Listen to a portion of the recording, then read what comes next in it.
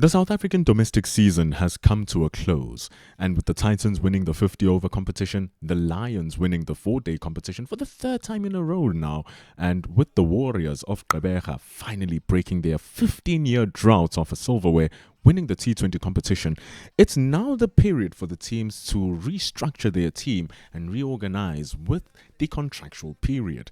This is the transfer season of the South African domestic series, and it happens from the 1st of April right up until the 20th of May. Right now, we are dead bang in the middle of it, so let's explore what has happened so far in the transfer season.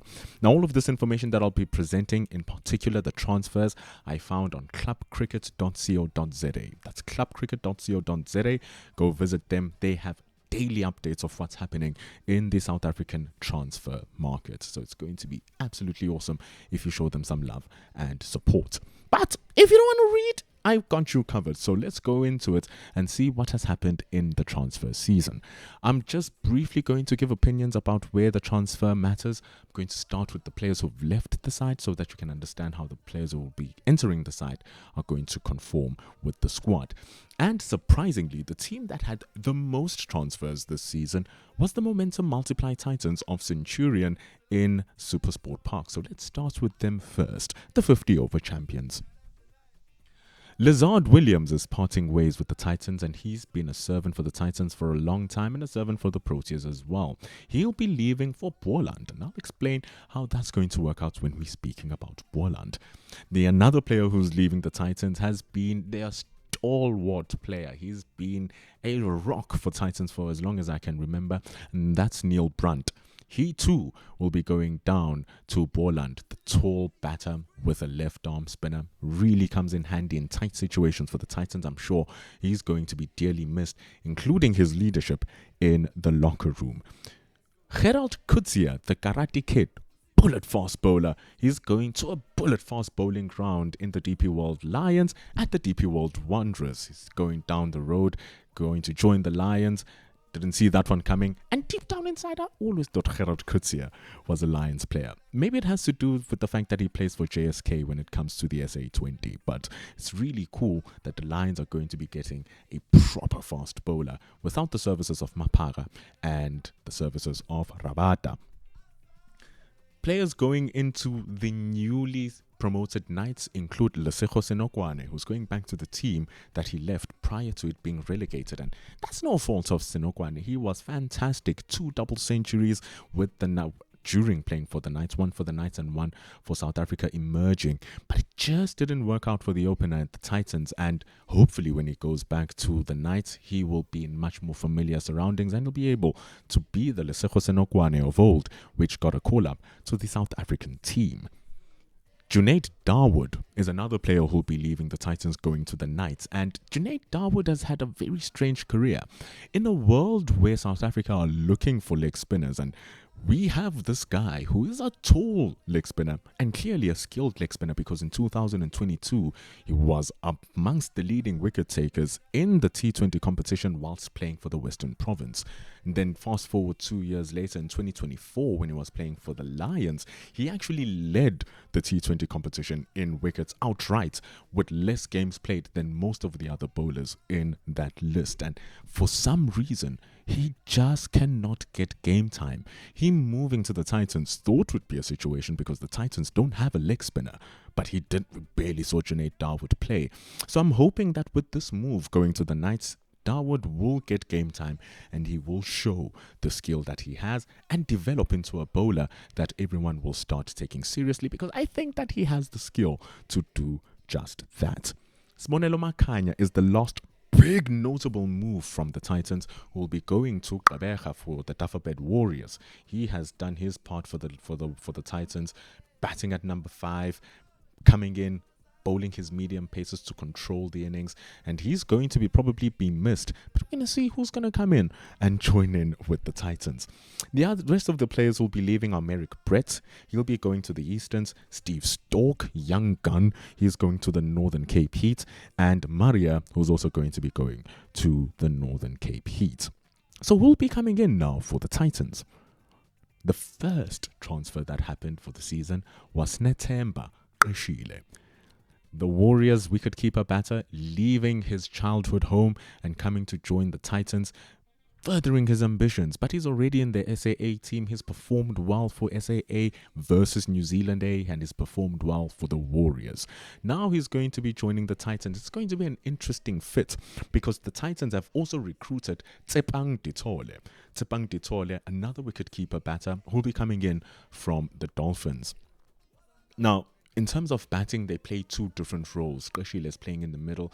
Ditole is a top order batter. So he'll probably be coming in, replacing the likes of Lesego Senokwane at the top of the order because Senokwane was the opening batter for the Titans. And so he's going to come in and fill that slot. But the interesting thing is that the Titans already have a selection of wicketkeeper batters. Luandri Pretorius, probably their future going forward, and Rivaldo Munsami, who has one of the sweetest hands in South Africa. The Titans also have the services of Keegan Leon Cachet, up-and-coming batter, superstar in the making. And so with those three selections, it's going to be interesting to see how these new faces are going to fit into the side. But the thing is, later on in the year, South Africa will be playing 3 back-to-back series. Firstly against Australia, against Bangladesh, and then against England. And so you would be expecting that Luandri Pretorius is going to feature in some of these series, particularly the one against Bangladesh, to further on his development. Rivaldo Munsami is an identified player. With those two players who will be in and out of the side due to their commitments to the South African team, these two keeper batters will fill in the slot. But Snetsamba Qeshile is also an SAA player. Tsepang Ditole is also an SAA player. So if all three get selected at the same time, well, defeats the purpose. But we're going to see how the Titans management is going to deal with this. They have a classy batter at the top of the order. Tsepang Ditole is almost a like-for-like replacement of Lesego Senokwane at the top. It's just that one is right-handed, one is left-handed. As Snetsamba Qeshile can come in and really force the game in the middle of the order and also anchor the innings when it comes to what he needs. Very versatile batter. So those two are going to be interesting to see how they're going to fit into the lineup. Ethan Bosch from the Dolphins is also coming up, joining the Titans, and he'll be joining his brother Corbin Bosch in the stadium where their father's plaque is plastered, and it's there as memorabilia, Tertius Bosch. And so the boys will be playing together. That is if Corbin Bosch ever leaves South Africa. But Ethan Bosch, proper all-rounder, performed so well for the Dolphins last year. Couple of 50s, and so here he is now. He's going to be performing his craft for the Titans. But the strange thing is that the Titans also recruited Evan Jones. Evan Jones is another all-rounder and is a proper all-rounder coming from the Lions. Unfortunately, he wasn't getting much game time for the Lions, and when he did get game time, it was not in a favorable position because Evan Jones can bat. But he didn't have time to bat because he'd come down at the lower order. Luckily enough, he's an incredible finisher. But they didn't need much of that, the Lions, because they were so stacked at the top. And they also have Dilano Potgieter, who's been straight up the best all-rounder in the country, or one of the best all-rounders in the country. Vian Mulder is also there. They had Bears Swanepoel, who was also another all-rounder. So throughout that selection, there was no space for Evan Jones, and so he went back to his place where he grew up from Waterkloof and back to the Titans. But now the issue is in joining the Titans as an all-rounder, there's already a plethora of all-rounders who are waiting to get their names on the team sheet, and some already have their names on the team sheet regardless, and that's Dayan Khalim, probably their leading all-rounder last season and a perfect replacement for Corbin Bosch. But that's to say, if Corbin Bosch comes back, he comes back and retains his place as well. There's Andile Phehlukwayo, who recently moved from the Dolphins. Unfortunately, just didn't bowl much last season. But should that come together, you have an all-rounder in him. Dwan Jansen recently joined from the Dragons the season before, and he performed brilliantly last season for the Titans and for JSK in the SA20. And he's slowly getting to the levels of where Marco Jansen, his brother, is. And the thing is, Marco Jansen is also another Titans player and another all-rounder that they have. In addition to those guys, they've now recruited Ethan Bosch. Ethan Bosch, who is strong all-round capabilities shown last season, getting a couple of 50s, etc. And now you're also bringing in Evan Jones.